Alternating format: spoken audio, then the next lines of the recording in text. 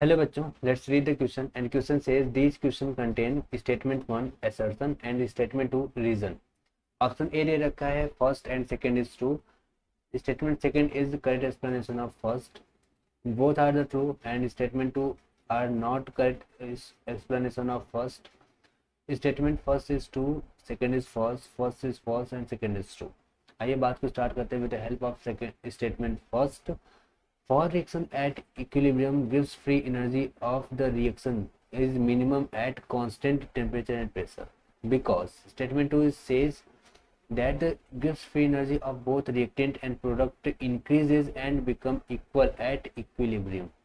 आइए बात को स्टार्ट करते हैं with the help of key concept.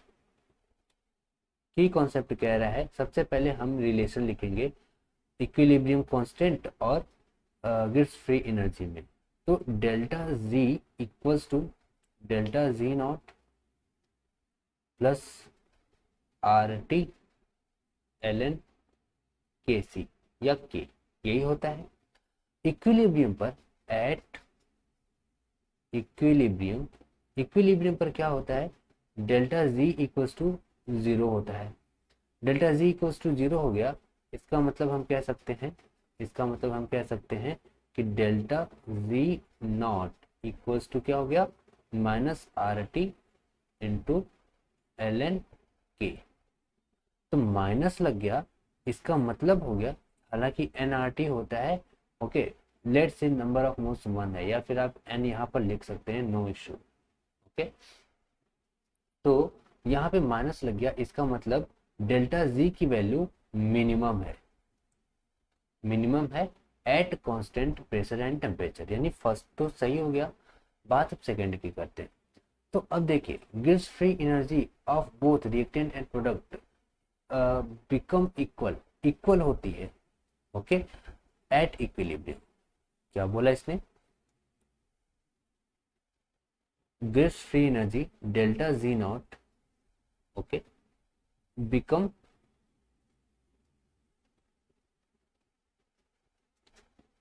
Equal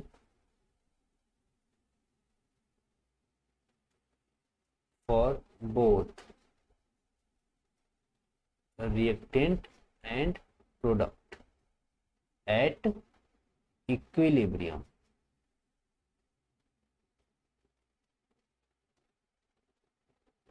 Okay, equilibrium, they may increase or decrease.